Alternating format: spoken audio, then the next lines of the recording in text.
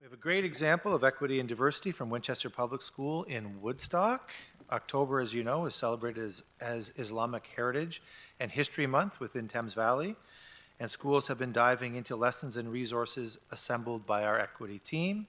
This month is an opportunity to celebrate the many achievements of Muslim Canadians and a chance to educate our students about the many noteworthy individuals who throughout history have had significant impact creating change in our society.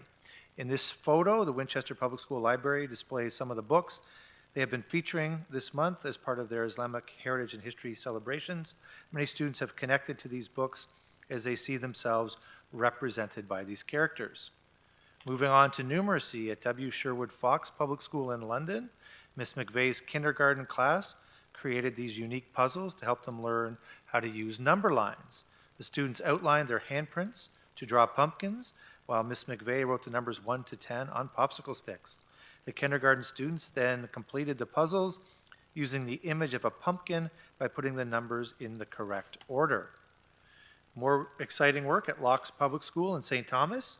Grade 2 students recently enjoyed a festive activity as they participated in a fall-themed math lesson. Mrs. Temple asked her students to complete patterns using their own shapes, fruit, leaves, pumpkins, and colors, which resulted in a beautiful arrangement for their classroom display board. At Arthur Voden Secondary School, also in St. Thomas, students in the special education class have been working hard on literacy development. They recently discussed Lemony Snicket's A Series of Unfortunate Events. In this photo, students are using assistive technology to complete an activity where they are required to select the correct pronoun to complete a sentence. At Wilberforce Public School in Middlesex County, educator Mrs. McBurney has found an interesting and engaging way to help her grade 3 class connect the pronunciation of words with letter sequences and spelling, a process called orthographic mapping, using rubber poppets to help them determine the number of phonemes or letters in a word.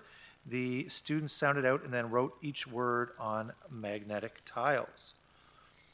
At Sir Frederick Banting Secondary School in London, the Broncos showed their community spirit this month when they held a school-wide canned food drive. Students were encouraged to bring in non-perishable items, which resulted in friendly competition between homerooms.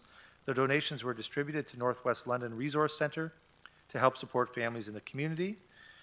The NLRC was very appreciative of the students' efforts and recognized their contribution on social media. At College Avenue Secondary School in Woodstock, the robotics program received a significant boost thanks to CAMI, the General Motors Automotive Assembly Plant in Ingersoll, Ontario. The 20-member team has enjoyed a close working relationship with CAMI over the past few years. They have had the opportunity to learn from some industry experts at the plant and have benefited from financial support for their robotics program. Most recently, the team applied to GM Canada and CAMI for a grant to help pay for entry fees to compete in future competitions. And in this photo, the robotics team gratefully accepts a $5,000 check from a member of the GM CAMI plant. And thank you to Principal Ian Charlton. And we're finishing up tonight with just some photos from our exciting visit out to our schools last week. And those are the director's news from the system.